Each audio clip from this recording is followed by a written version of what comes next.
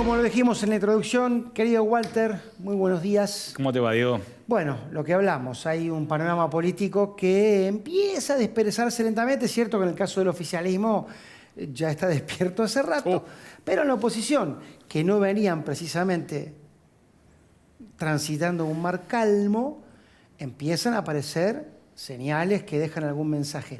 Si te parece, Walter, empezamos con esta mega reunión, esta cumbre que se inició con un encuentro entre el presidente Alberto Fernández y su ministro Guado de Pedro, después de ciertos cortocircuitos, que en principio habría terminado con una fumata blanca. Por lo menos una decisión de evitemos más golpes, ¿no?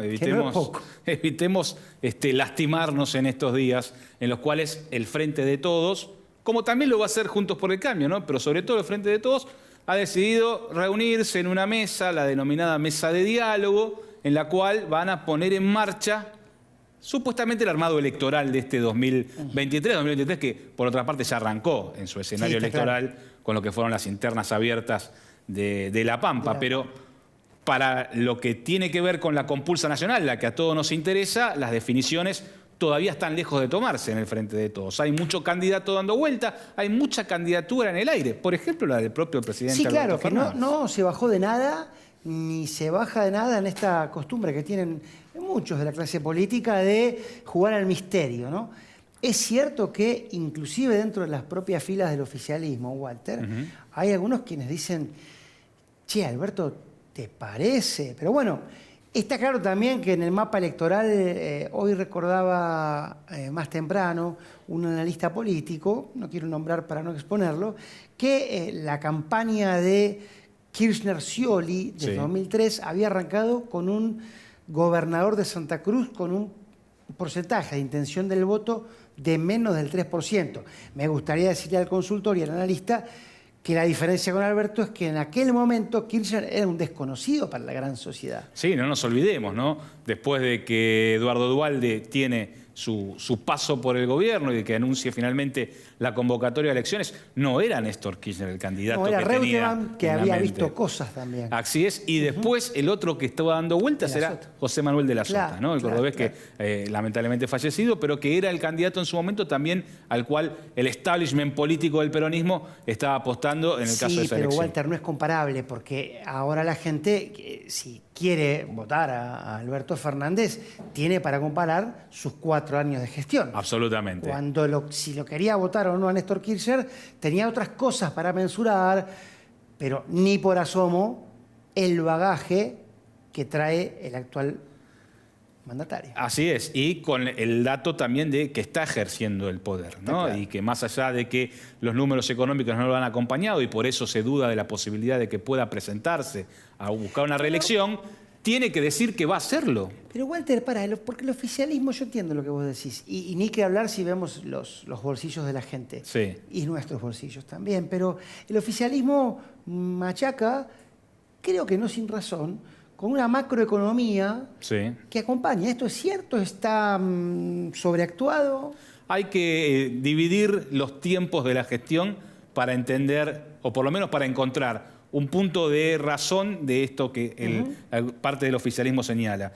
Si vos dividís la gestión, sobre todo en la última parte en la que toma Sergio Massa el Ministerio de Economía hacia acá, vas a encontrarte con unos números que no condicen con lo que fue el resto de la gestión, la que tuvo a Martín Guzmán como protagonista del Ministerio de Economía, en la cual el dato más saliente es la renegociación del acuerdo con el Fondo Monetario, pero como contraparte negativa tenemos el resultado que estamos viendo por estos días, ¿no? Aumento de pobreza, inflación. Bueno, la pandemia también, ¿no? Quiero decir que a veces son las dos cosas. Con todos los agravantes que ha tenido en el medio, claramente, la pandemia, la guerra, que menciona habitualmente el presidente Alberto Fernández, pero que han complicado esos números de la gestión. Ahora, lo que te decía es, si Alberto Fernández no dice que es candidato o que quiere ir hacia la reelección, Alberto Fernández se queda sin poder un año antes de terminar su mandato. El Pato Rengo, me encanta la anécdota esa que cuentan los que saben, que es cuando el presidente le pide al mozo un café y no viene nunca. Exacto. Ahí se empieza a dar cuenta que las cosas no van. Bueno, a lo mejor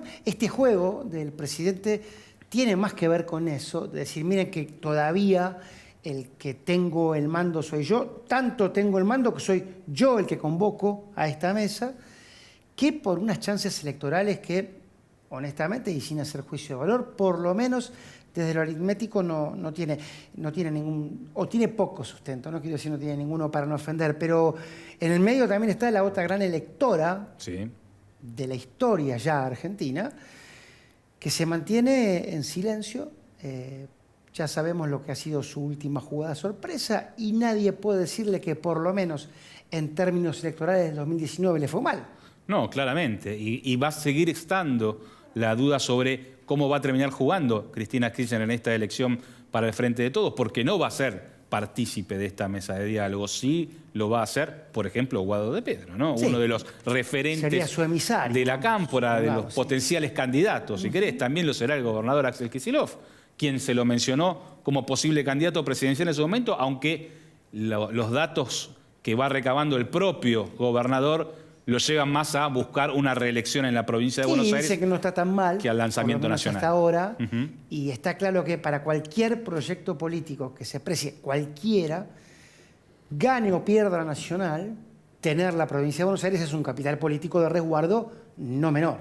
Así es, sobre todo teniendo en cuenta que aquel que gana la provincia de Buenos Aires tiene grandes chances como fuerza también de ganar la nacional, y por eso el Frente de Todos quiere concentrar y quiere garantizar un triunfo en ese distrito, en el cual del otro lado todavía no está tan claro quién va a ser el candidato, aunque algunos ya empiezan a lanzar su postulación. Bueno, ¿no? Eso te iba a decir. Es cierto que la cantidad de votos en la interna de La Pampa vuelve, creo yo, más simbólico el triunfo de los ganadores y la derrota de los perdedores. Pero no deja de ser un dato. Sí, señor. Y no deja de haber sido una apuesta muy fuerte por parte de uno de los sectores. Y ahora tenemos que preguntar cuántos sectores tiene Juntos por el Cambio, porque yo cuento Macri por un lado, Bullrich por el otro, Larreta por el otro, Morales por el otro y Elisa Carrió por el otro. Me dan 5. Pero por fuera de eso, lo de La Pampa, Walter, tuvo... Uno dice, no es importante. Bueno, no es importante, pero viajaron todos allí. Sí, todos hicieron su aparición. Primero porque era la primera presentación electoral del año, en un año que va a tener muchos pasos por las urnas porque está el calendario desarmado en función de todos los intereses de cada una de las provincias. Y después porque ahí hubo una pulseada claramente entre el PRO y el radicalismo, dentro de lo que es Juntos por el Cambio. El radicalismo apoyando al candidato que finalmente ganó en la interna, que es Martín Berongaray, con Lustó y Gerardo Morales mostrándose junto a él. Y por otro lado el PRO, que en esta sí se mostraron todos atrás de un mismo candidato, que fue Maquieira, y allí lo viste a Macri, la viste a Patricia Bullrich, a Larreta también. A Larreta, a Vidal, digo, no faltó nadie para llevar su artillería en función de lo que fue un candidato que finalmente no logró quedarse con la postulación para las elecciones que van a ser en el mes de mayo. Es cierto también, Walter, vos lo sabés, tanto como yo, las elecciones provinciales, más allá del peso de algún famoso que se baje del avión un ratito, tiene también mucho del componente local, ¿no? Y en este caso de La Pampa me parece que pasa por ahí. Lo que hay que analizar también es la irrupción de Elisa Carrió. ¿Será una testimonial? ¿Será indicio? A ver, está claro que si hay algo que no se le puede pedir a Elisa Carrió es previsibilidad en sus decisiones políticas, ¿no? Sí, sí. Suele dar golpes de timón, amenazas de renuncias, abandonos de países, digamos, pero está allí. Ahora, se va a presentar y en cualquier caso la pregunta es, ¿y para qué? Exacto. ¿A quién beneficia y a quién perjudica la postulación de Elisa Carrió dentro de Juntos por el Cambio en una pelea que tiene a dos grandes figuras, como Patricia Bullrich por un lado y Horacio Rodríguez Larreta? Sí, dos modelos también, ¿no? Claramente. Digamos, uno la ve más a Elisa Carrió más cerca de Larreta. Si exacto. Y también a quién beneficia y a quién perjudica la participación de María Eugenia Vidal, otra de las candidatas que salió a jugar en esta carrera con Mauricio Macri aportándole a su secretario privado como jefe de campaña. Hay un dato ahí que uno tiene que empezar a hilar fino, ¿no? Dentro de una elección, ¿se van a presentar 4 candidatos dentro de una elección interna? Parece mucho, ¿no? Parece demasiado. Y ni siquiera estamos contando a los radicales. Si finalmente presenta a Gerardo Morales, si finalmente presenta a Facundo Manes, sería mucho candidato para una sola interna. Me parece que... Mucho candidato, Walter, por más que entre todos sumen, me daría a vuelo de pájaro que el ganador tendría con suerte un 20%. Exacto. Y si bien vos decís, listo, la fuerza me agrupó con toda la furia, un 50%, y te pones contento, sí, pero el que ganó arranca con el 20%. Sí, y hay que no ver... sé si es un buen mensaje. Exacto, ¿garantiza el triunfo que todos los votantes dentro de una coalición terminen yendo hacia ese postulante en la elección presidencial? Y no nos olvidemos, hay un tercer actor en juego en esta elección nacional.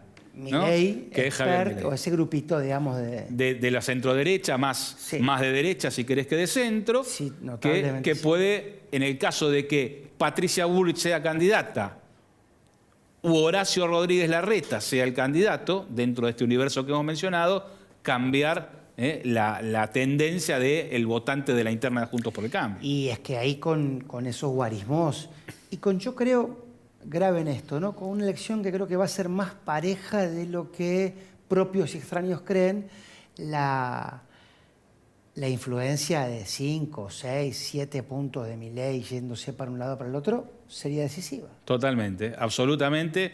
El peso que puede llegar a tener el voto de Javier Milei como tercera fuerza nacional, porque no hay otra representación hoy que ocupe ese espacio dentro de la política nacional, puede llegar a ser decisivo. No hay un Hermes Wiener. Porque lo que ha sido la centroizquierda, que generalmente ha presentado una propuesta alternativa, hoy ha sido absorbida por el Frente de Todos y en parte también por Juntos por el Cambio, ¿no? Sí, en su expresión radical. Exactamente. Bueno, radical va a ser la charla que vamos a tener dentro de un ratito sobre... Porque todo esto está muy lindo, Walter, todo esto está muy bien, son especulaciones, es cierto, con antecedentes y con la experiencia que la vida política nos ha dejado en hombres que ya nos acercamos o superamos los 50 años. Pero en definitiva, si hay un signo, Walter, de lo que es la decisión electoral en la Argentina en los últimos tiempos, tiene que ver con la situación económica. Exactamente. Digamos, y esto, insisto, otra vez no es un juicio de valor, pero no vemos al electorado analizando ni que hablar propuestas y planes de gobierno, que de hecho nadie le presenta, pero sí con mucha atención y con mucho celo lo que me pasa y sobre todo lo que me pasa hoy. Ni siquiera, y esto a lo mejor no es una buena noticia, lo que pasó ayer ni lo que puede pasar mañana. Y de lo que está pasando hoy, Walter, vos trajiste unos datos. Sí, señor. Vamos a hablar de economía. Vamos a hablar de inflación y vamos a hablar de cómo nos puede afectar en el bolsillo. ¿Te parece en el próximo bloque? Sí, serán noticias no tan buenas, así que quédense con nosotros que los queremos mucho, no se vayan. Un corte y regresamos.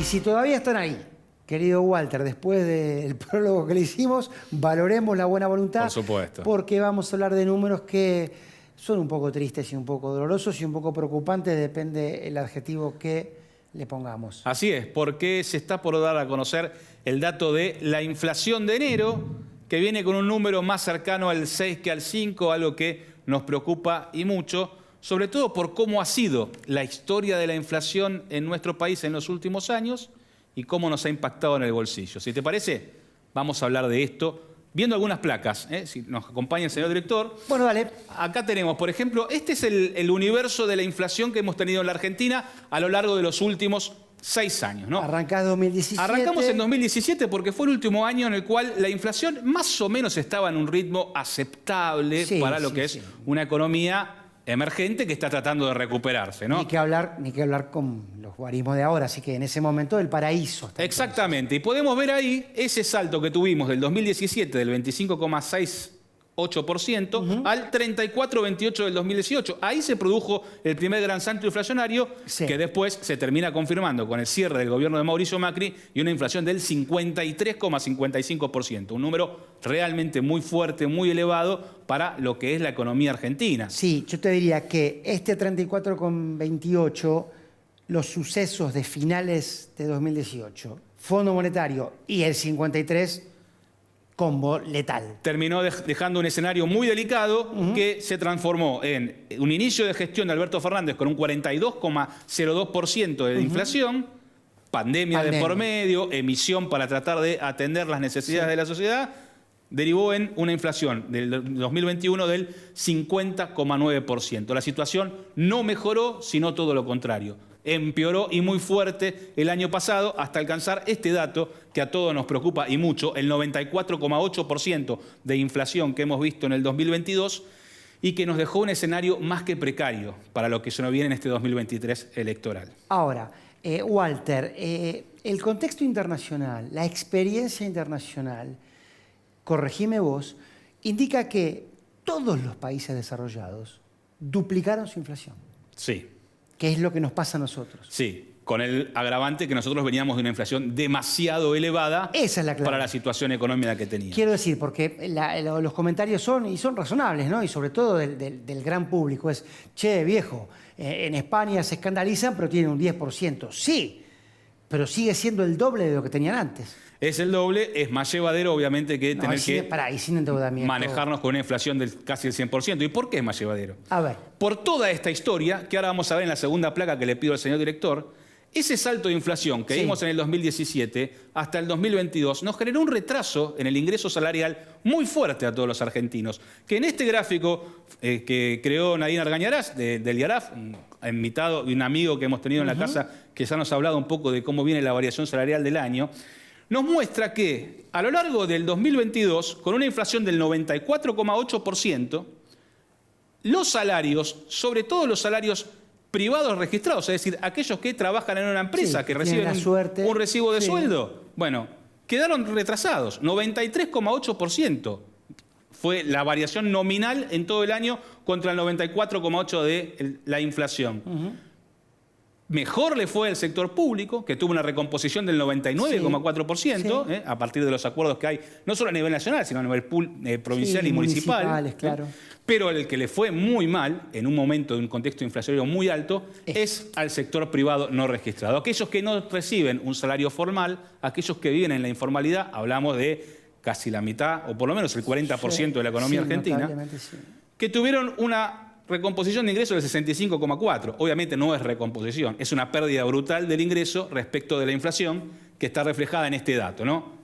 El ingreso real cayó un 15% para el sector privado no registrado, mejoró para el sector público en 2,4% y cayó un 0,5% para el sector privado registrado. Déjame tomar este último dato, Walter. Estamos hablando de, lo que pasó en el 2022. Ahora vamos a hablar para atrás. Pero sí, antes de ir ahí, déjame decirte que esto del sector privado no registrado ancla mucho con una, creo yo, legítima demanda de los sectores populares de decir, che, estos son trabajadores, ¿eh?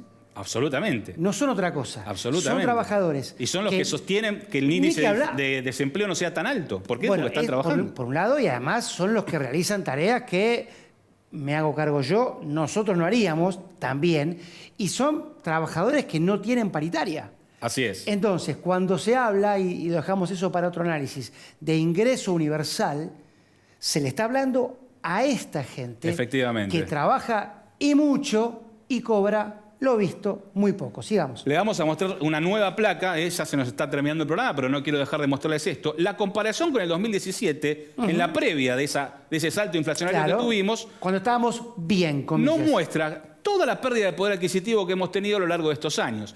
¿Qué muestra este gráfico? Que el sector privado registrado, el de aquellos asalariados que reciben su recibo de sueldo, perdieron más de 8 salarios en esos 5 años, entre el cierre del 2017 y todo el 2022. 60 salarios, que en realidad cobramos 52. Exactamente, perdieron casi un salario en el 2018, más de un salario en el 2019, etcétera, etcétera, hasta ese número de 8,2. Eso fue para los que cobran el salario con el recibo de sueldo. Los que cobran en el sector público perdieron un 10 salarios. Si bien el año pasado mejoraron un poco, en el global de los 5 años perdieron 10 salarios. ¿Y qué pasó con aquellos ahí ya te estoy que no acá, están en el sector registrado? Estoy mirando de acá. Sector privado no registrado. Trabajaron 5 años y perdieron más de un año y 2 meses de salarios. Un año trabajaron gratis. Exactamente, 14 salarios menos respecto de lo que cobraban en el 2017. Bueno, esa gente necesita un ingreso. Un dato realmente preocupante. Hay más, se los prometemos para el próximo programa porque se nos está acabando, que tiene que ver con los jubilados. ¿Por qué? Porque estamos viendo también una pérdida importante en ese sector. Gracias, Walter. A vos. Gracias a ustedes por estar con nosotros. Ha sido realmente una gran noticia que sigan allí. Los datos no son buenos, esperemos que sean mejores, sobre todo por la felicidad de los que menos tienen, que como hemos visto recién y con números, Walter, son los que más sufren. Será hasta la semana próxima.